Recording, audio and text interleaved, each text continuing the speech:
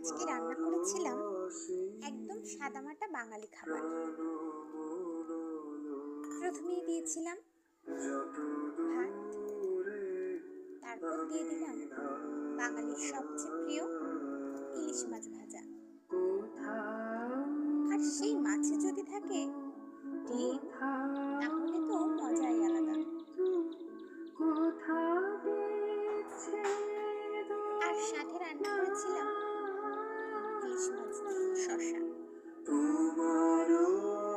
একদম সাদামাটা খাবার।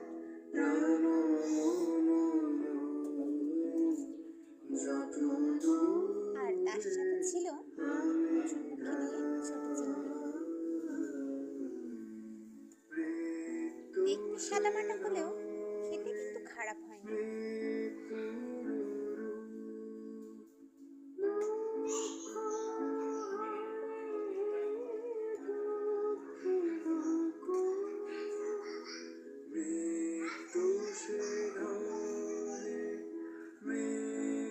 দেখো কেমন লাগছে।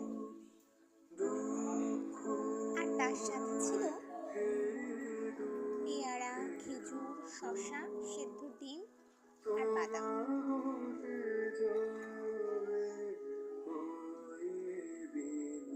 এই যে রেডি হয়ে গেছে আমাদের আজকের খাবার।